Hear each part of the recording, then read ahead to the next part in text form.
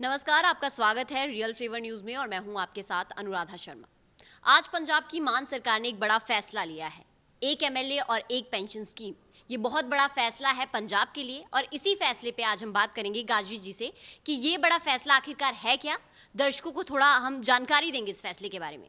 तो गाजी जी, एक पेंशन और एक एमएलए, क्या है ये स्कीम? जी, मैं आपको बताना चाहूँगा कि ये जो एक पेंशन और एक एमएलए की टर्म के बारे में बात हुई है, उसमें ये कहा गया कि पहले जितनी बार भी कोई एमएलए बनता था तो हर बार की उसे पेंशन मिलती थी। अगर कोई एमएलए 5 बार एमएलए बना है तो उसके बाद उसे 5 टर्म की एमएलए की पेंशन मिलती थी। अब मान सरकार ने एक ऐतिहासिक फैसला किया है कि जितनी बार आप मर्जी एमएलए बन जाएं, पर आपको पेंशन सिर्फ एक टर्म की मिलेगी। तो बहुत देर से पंजाब के, भारत के लोगों की मांग थी कि एक काम के लिए, एक पद के लिए एक ही बार पेंशन मिलनी चाहिए, ना कि बार बार पेंशन मिलनी चाहिए। पर जो राजनेता थे उन्होंने अपने फायदे के लिए एक काम किया हुआ था कि हर टर्म के लिए उसे अपनी अलग पेंशन मिलती थी। आज मान साहब ने बहुत ही ऐतिहासिक फैसला किया है और ये एक देखने वाली बात होगी कि क्या आम आदमी पार्टी दिल्ली में इस फैसले को लागू करती है या नहीं। पंजाब सरकार का खजाना तो खाली है बिल्कुल, तो आपको लगता है कि इस स्कीम से, जो मान सरकार स्कीम लेकर आई है, इससे कुछ भरेगा खजाना? देखिए अनुराधा, पंजाब सरकार का खजाना जो है उसे मान साहब कभी कहते थे कि अगर खाली है तो उसे खजाना नहीं पीपा कहो। तो पीपा कहते थे। अब वो खुद प्रधानमंत्री नरेंद्र मोदी के पास जाते हैं, उन्हें कहते हैं कि 50,000 करोड़ रुपए हर साल उसे दें ताकि वो पंजाब की जो अर्थव्यवस्था है उसे सेट कर सकें। पर आपने सुना होगा अरविंद केजरीवाल जो पार्टी के सुप्रीमो हैं, और इलेक्शन से पहले भगवंत मान जी को उन्होंने एक टर्मिनोलॉजी दी थी कि हम पंजाब में इतनी करप्शन होती है, 1,70,000 करोड़ का बजट है जी। मैं जनता से पूछता हूँ, वो कहते हैं कि पंजाब में अगर करप्शन होती है तो 40% तक करप्शन होती है। मोटा मोटा मान लूँ तो 20% मान लूँ तो 34,000 करोड़ रुपए तो मैं पंजाब में करप्शन कम करके वो बचा लूँगा। दूसरा उन्होंने कहा था कि 20,000 करोड़ रुपए में रेत की जो खनन होता है, रेत की जो माइनिंग होती है, उससे कमा लूंगा। तो 54,000 करोड़ रुपए बचाने की वो बात कर रहे थे। तो मेरे को लगता है कि हवाई बात थी अरविंद केजरीवाल की। तो उन्हें मालूम ही नहीं था, उन्हें गणित का पता ही नहीं है उन्हें कि गणित क्या है, अर्थव्यवस्था कैसे मैनेज हो सकती है। 1,70,000 पंजाब का बजट है, उसमें 60% से ऊपर तो जो है पेंशन और तनख्वाहों में निकल जाता है। तो क्या तनख्वाह देने में भी और पेंशन देने में भी पंजाब में करप्शन होती थी? तो अरविंद केजरीवाल कहीं ना कहीं कैलकुलेशन में मात खा गए हैं। अब उन्हें, जब वो सत्ता पे आसीन हुए हैं, उन्हें पता लगा है कि पंजाब की असल में आर्थिक व्यवस्था क्या है।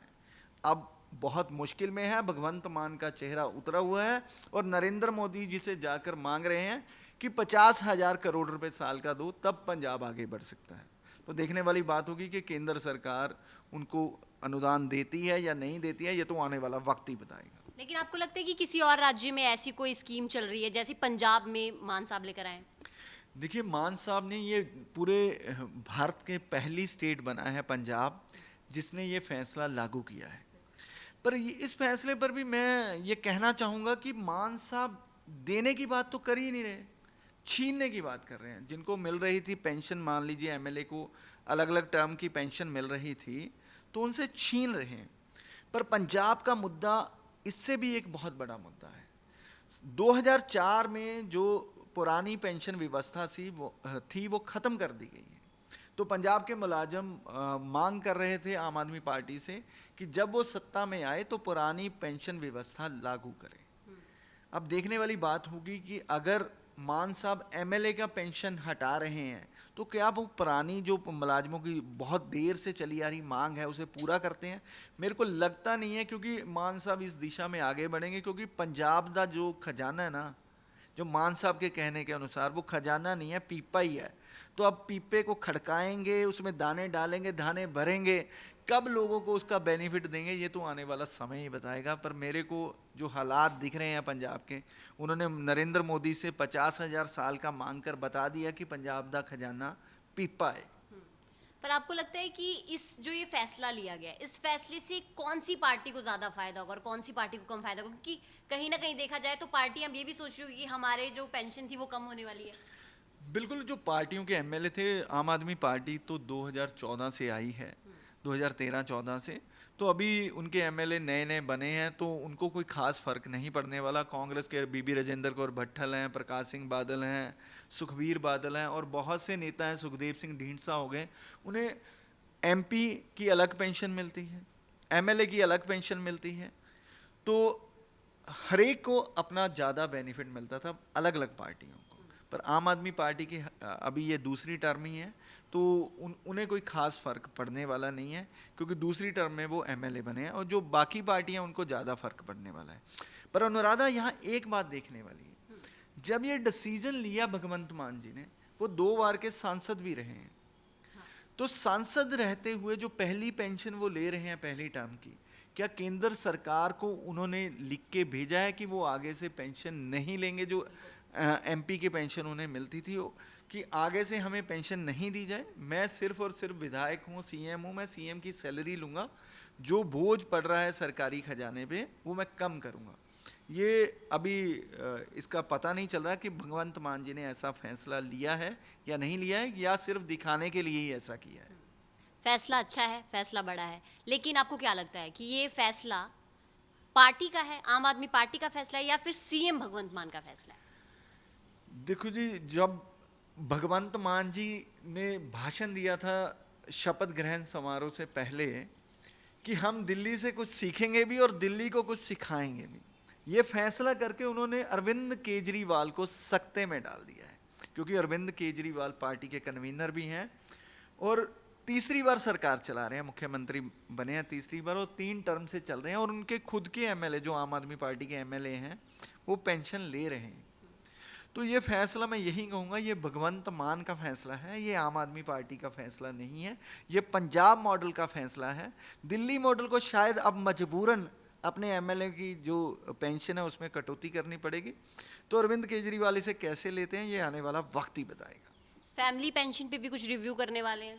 हाँ, उन्होंने बोला है कि मैंने अधिकारियों को कह दिया है कि फैमिली पेंशन जो हम दे रहे हैं तो उसको भी रिव्यू किया जाए, उसकी रिपोर्ट बनाई जाए, वो मेरे को सबमिट की जाए।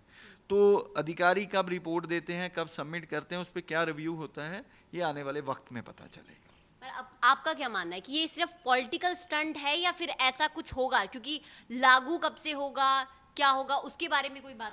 देखिए, आदेश हो चुके हैं, लागू भी होगा। भगवंत मान ने स्टेटमेंट दे दी है, इंकलाब जिंदाबाद, भगत सिंह का पंजाब बनाने की जो बातें करते हैं उसकी तरफ बढ़ने का प्रयास तो कर रहे हैं।